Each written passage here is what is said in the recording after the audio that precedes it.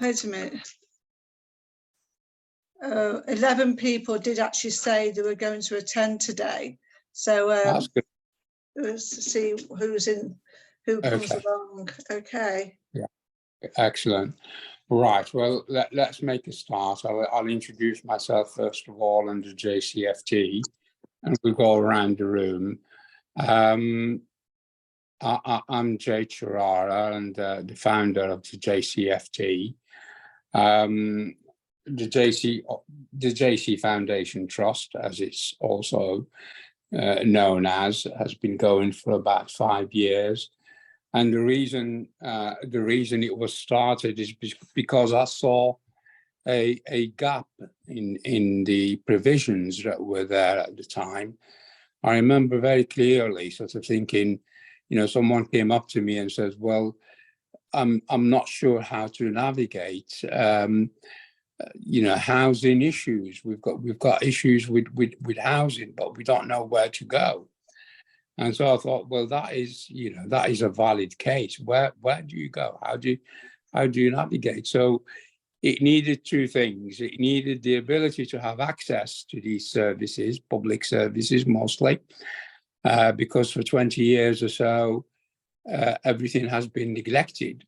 And the second thing was it needed knowledge. It needed someone with dedication over the years that had the knowledge to be able to say, well, very quickly, well, this is where we go and this is what we do, to be able to solve that situation. We never really looked back, especially with the pandemic. The authorities started to make an approach to us and to ask us to help with vaccinations, with messaging and so on. And so we did that. And now we're in a situation where we do a variety of things, one of which is the cost of living that we will talk about. And again, people out there, our funders and others, want us to be able to help not only ourselves, but also help our communities. And for us to be able to do that, we need to really understand what's going on and be honest with ourselves as to where we are really at the moment. And hence the focus group, our little focus group, and thank you very much for everyone being here. Hopefully the idea is for us to be there for the long term and to have a variety of topics, including the cost of living. The next topic could be something completely different. Okay. So that, you know, we have conversations and we get to know how we think generally. And again, at the end of which there will be a reward for everyone who's here. Very informal. What we will do now, this isn't really about us, or it's about everyone else. We're here to listen. So we're going to open it up to everyone else. We'll just go around the room, starting with Susan. Hi, sorry. I'll try and speak. Anyone who knows me, that I've not been very well. I am one of the directors of the JCFT, and I want to apologise to people. We did actually have about 12 people just who actually confirmed that they would be coming on today. So I don't know where they are. The link has been sent. Hopefully they will join us during the course of this discussion. Jay has said basically what it's all about. We've got some key points that we want to cover. So I look forward to having a conversation with you. I know Sue, I met Sue before, and Tracy, I think I've met you previously as well. I think yes, we have once. Community stars, weren't you? You spoke. Yeah. Jam, that's right, at the Nikkei on an afternoon, I remember. Yes. Okay. Okay. So look forward to the discussion. Sorry.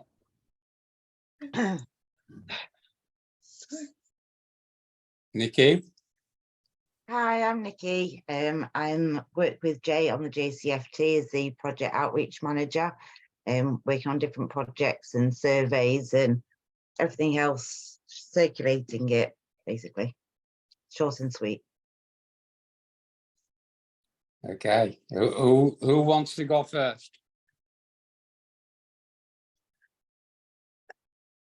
Should I start some of the topics off?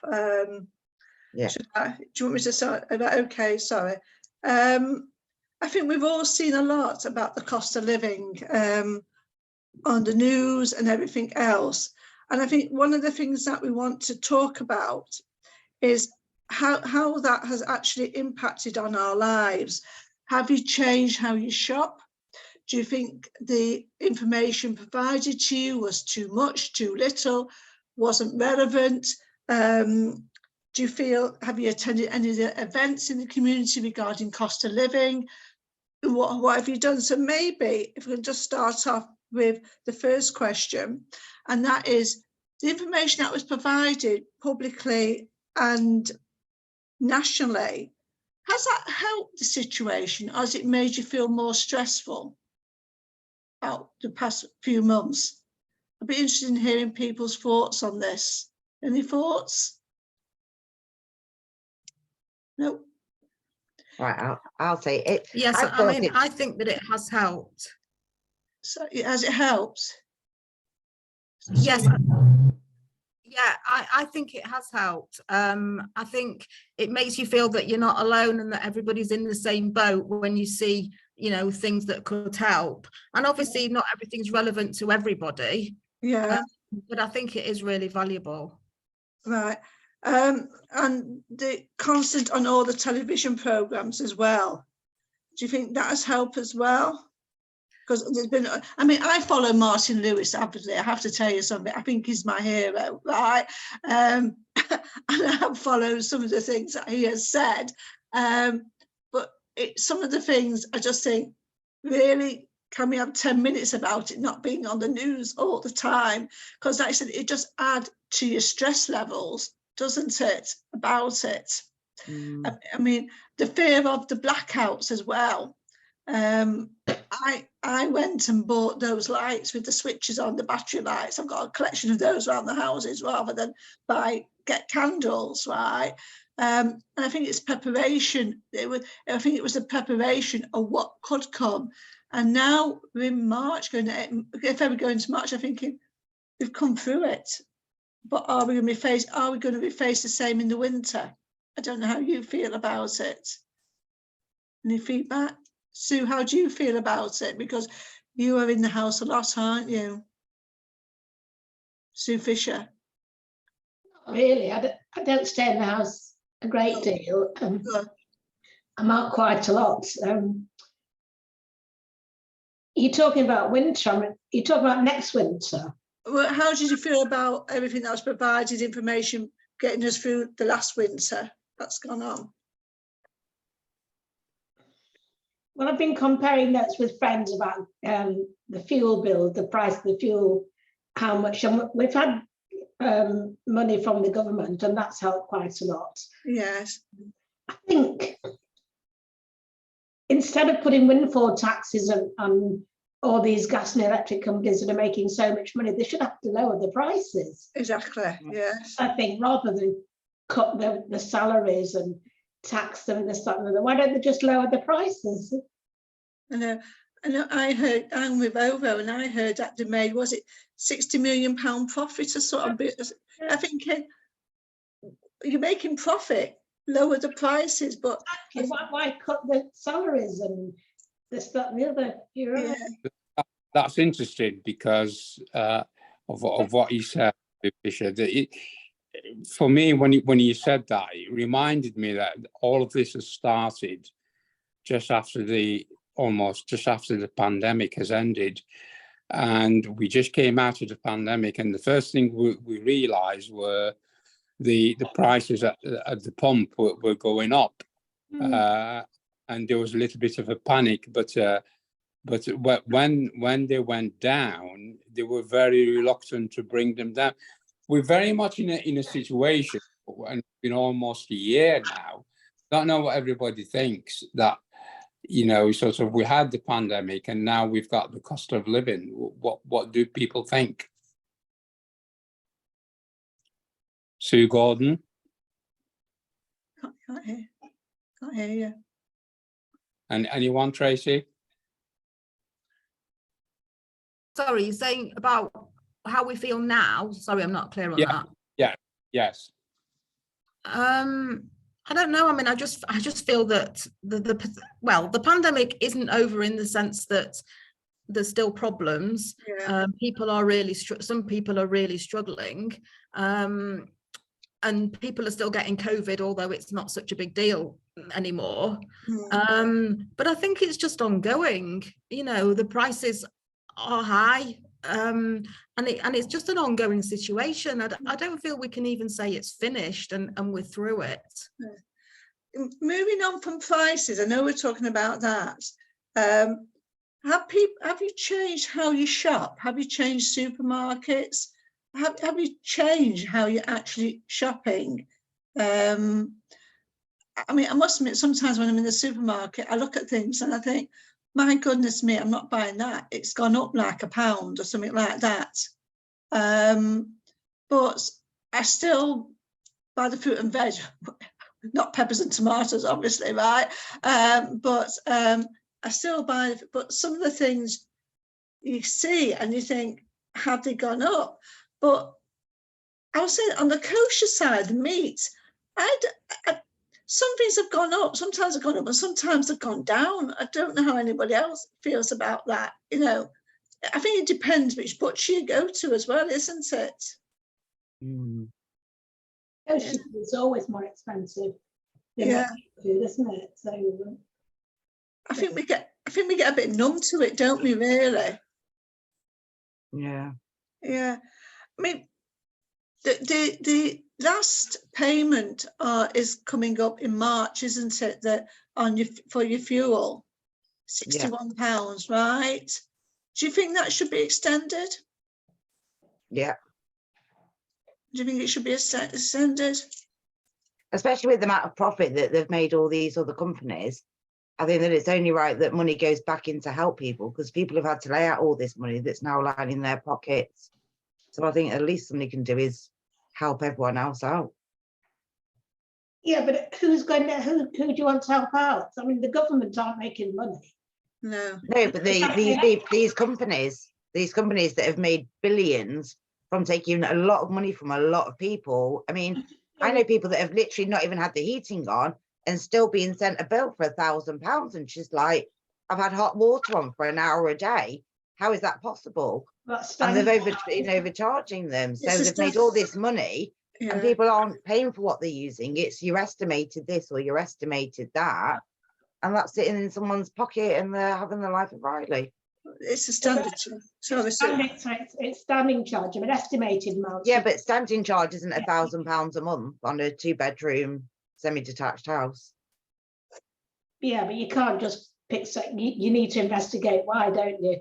Yeah, but what I'm saying is that people's bills have been estimated. I mean, I'm on a prepayment meter, and everyone used to say, "Oh my God, that's so expensive." No. But actually, in this scenario, I've been actually better off because I can see, and I'm only paying for what I physically use. I'm not getting an estimate. I'm not having, like some people are having £600-700 taken out of their accounts because they think they're going to use this amount. I've actually been able to monitor it differently compared to other people. So people are really struggling to even pay the bill for things that they're not actually using. And I think somebody's got to start doing something. The prices come down if they've got that much profit to help people. Do you know? I find that there are. Sorry, Susan. I'd just say this. I find that for some unknown reasons, some people are jumping on the wagon, and their prices are being put up left, right, and centre. Sort of people you wouldn't even dream of, deciding that everything needs to go up, and I think that is worrying, because in my opinion there's really no need for it. People are complaining that rent is going up, that subscriptions are going up, and we've just seen shortages of vegetables, this, that, and the other. So there's that element of people taking advantage of that. Go on, Susan. So is anyone in the waiting room, Jay?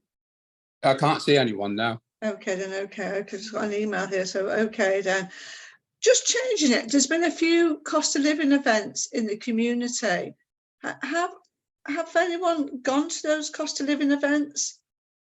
Did you, Tracy, was that the one at the Fed or one at the Hub? Well, the one I went to was a food resilience event. Oh, was that Johnny? Yeah, it's not a cost of living as such. Yes. But it was actually really useful. Yeah. Because they had an air fryer and they also had like a pot, which was a bit like a slow cooker, but it was, you know, like a multi-purpose thing. All right. And it was incredible what you could do in that pot. I mean, I didn't realize that she actually sauteed onions in the pot. Really? To then add things to that. Whereas normally, you know, you do that on the hob and then, you know what I mean? Yeah. So it was actually like just using one pot, and the air fryer was amazing. I mean, it's so cheap to use and you can put all sorts of things in it. The only drawback I felt was that if you've got more than like a couple of people in the family, you need a really big one, because if you're going to not fit everything in there and then you're going to use the oven, then obviously it defeats the purpose. Yeah. What was this pot they did on food resilience? Was it It was a ninja pot. I'm not sure what it's called, but as I say, it's like a slow cooker, but it's like a multi-function thing. Right, that's interesting. I mean, I invested in a soup maker, right, which has been fabulous. It takes basically 20 minutes to cook soup, right? I've got a Lakeland one and it's brilliant. Just shove it all in. Obviously, you can't make chicken soup in it. That's a different thing, isn't it, really? But for a vegetable soup, and you make several portions, and it's on like for 20 minutes. So it's about looking around and seeing what you can do and what you can't do, isn't it, really? I think people have had a real look around the kitchens to see what they're doing, and how they can make changes to the way they cook as well, isn't it? Yeah. Right. Okay then. It's all right, Sue. Don't worry. You're here. You're listening. Don't worry, Sue. Get Graham to sort it out later. All right then. We can always use the chat function too. Do the chat function. All right. Oh dear, okay, never mind. Okay then. Do you think the supermarkets have helped at all in this issue? I think some have. Like, for example, like Tesco's, I think obviously some things be really expensive, but with the club card, you know, there's the difference. And I know my shop, for example, last week, I saved £22 because I'd bought something. If I was looking for fish fingers, for example, I'd buy the one that was on offer, or the club card price, and that all, as they say, every penny does make a difference. So if you're planning your meals and you're working out and you've got those options, there's always offers on of something. Yeah, I shop at Morrison's, and I find, because I've had to do online shopping past few weeks, it's a pain, right? And I've found that I've had offers put on it because I've used my card as well. But I think you have to shop around. I'm not sure what the other. Do you think? I'm a bit sensitive. Do you think our local community shops have helped at all? Well, that's an interesting question. I was thinking, you know, in terms of supermarkets and what have you. I mean, you know, people used to, they say to me, you know, they used to shop and a bag or two would cost them £30. Now the same bag or two is costing them £60. The same is, you know, happening in kosher shops.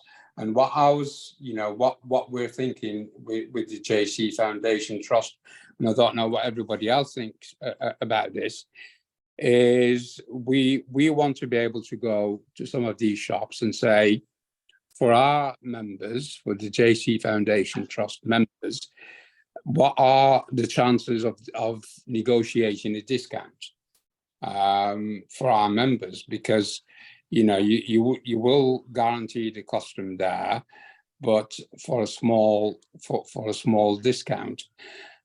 I don't know. I don't know what everybody else thinks. I mean, it's just whether they would be interested in doing that. You know, I don't know whether they would. I mean, I think Kosher Savers and also the one on Bury Old Road, is it K Outlet, I think it's called. I think they've made a lot more of an effort to do offers. But interestingly, in Kosher Savers, I did, I'm a mystery shopper, and I did a bit of a mystery shop for one of the other kosher shops. I can't say who it was. And they wanted me to go into Kosher Savers and compare the prices to their prices. And interestingly, even though a lot of people feel that Kosher Savers is the cheapest, on some items they were more expensive. So if you were really, really, you know, wanting to count every penny, you couldn't just go to Kosher Savers because some of the stuff isn't as a good value. And I find that K Outlet has not got as much stuff as some of the other places. So it depends whether you're happy to shop around. Yeah, I found that with Kosher. Sorry, Jay. I found this with Kosher Savers. I went in for Pesach, right, and I actually found some of the stuff more expensive. In fact, I found Tesco's treated meal probably the cheapest thing for Pesach stuff. Most of the everyday things, right?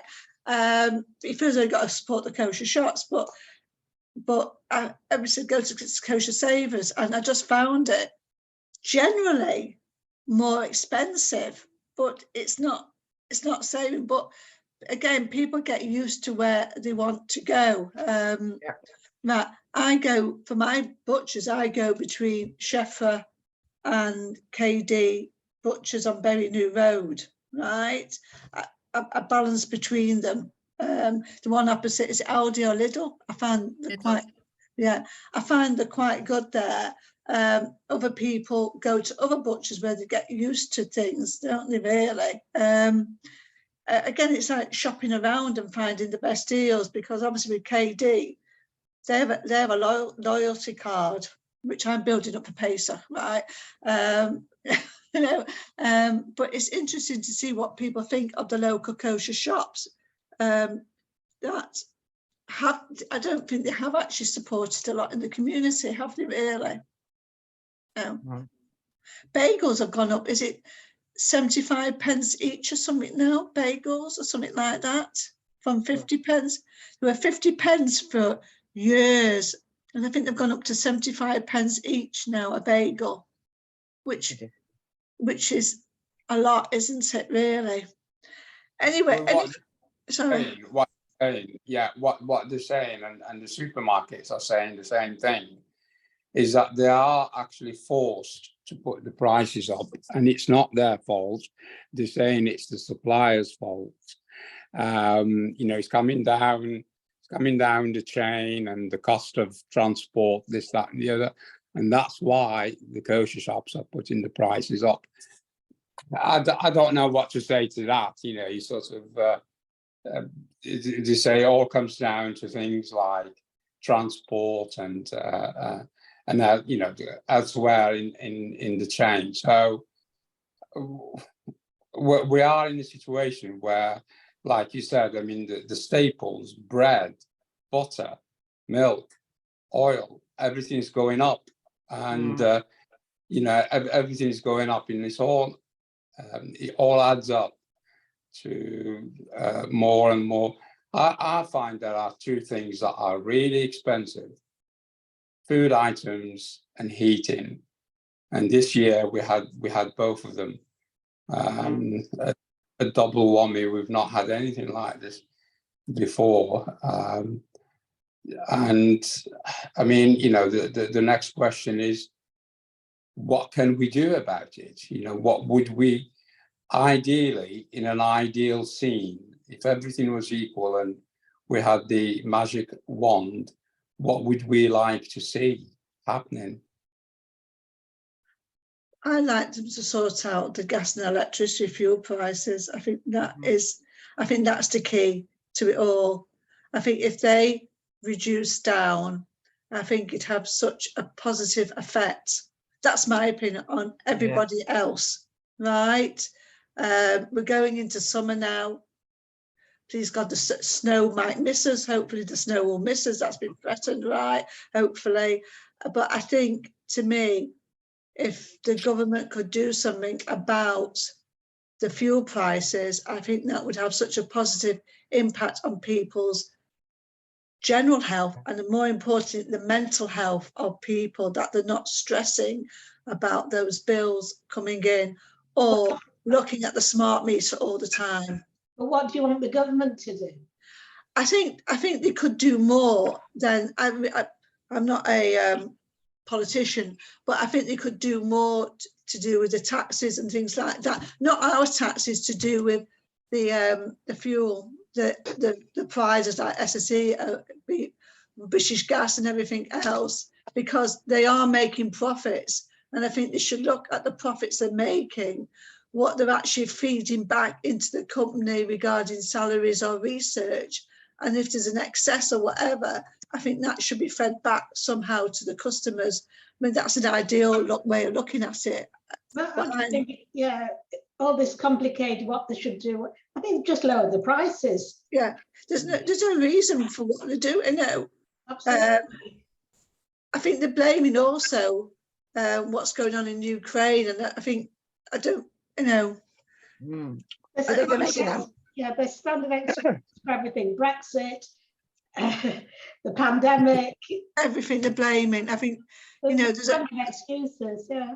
Yeah, there's a profit there, feed it back to the customers, end of. You know what? End of. Exactly, because if these companies are making this much money and they're making this much profit, they don't need to have the prices as high. If their prices come down, the cost of food comes down because fuel comes down. More people can afford things because they're not having to pay all this money extra on the fuel bills. But the problem is we're in a free market, and you know we can't.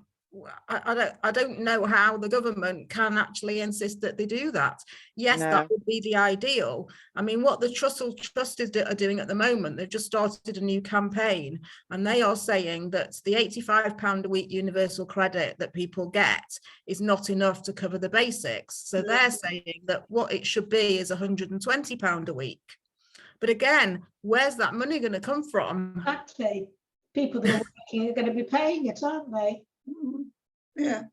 You go round and round. I'd hate to be a politician because it's just yeah. Whatever they do is wrong. And the thing is, with lots of very Orthodox Jewish families, they've got so many children, they can't afford to have the heating off because the babies are going to be cold. You've got to have the heating. Yeah, exactly. So how can they save money?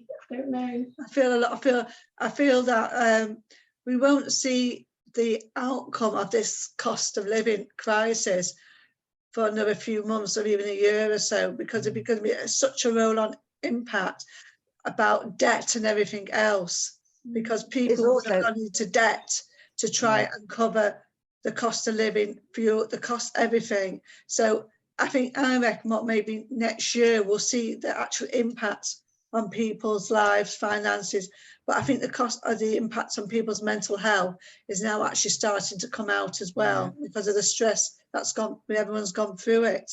Well, I work at Citizens Advice in Salford Hospital. The debts and rents are going up so much because, of course, homeowners have got to increase the rent to pay for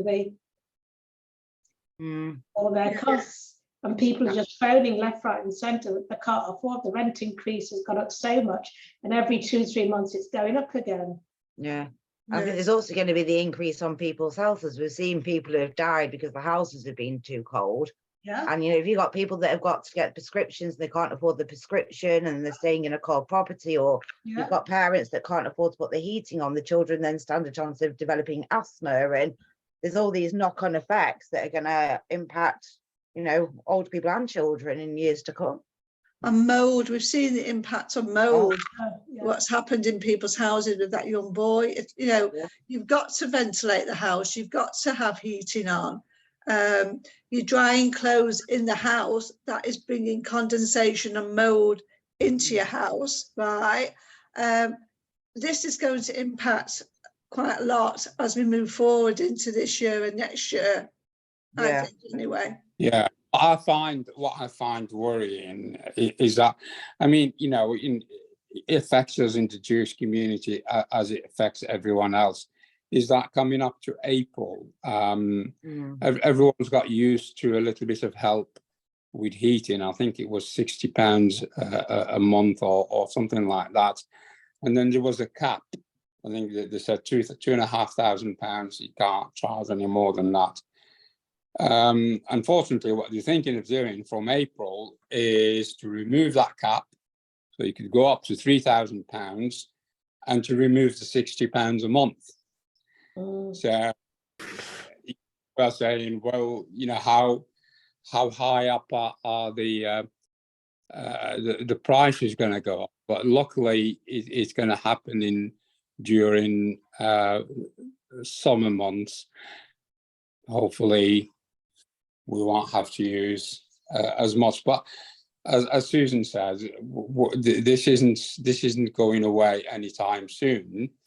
And so, you know, every little help, resilience, whether changing the way we cook our food to more efficient ways, or the way we kind of shop, the way we manage our finances. And that's what we're saying here today: manage our finances and reduce debt. It certainly has been an eye-opener, and it just shows, you know, how wonderful life was before then. Yeah. Now we have to make all these different adjustments that we didn't before.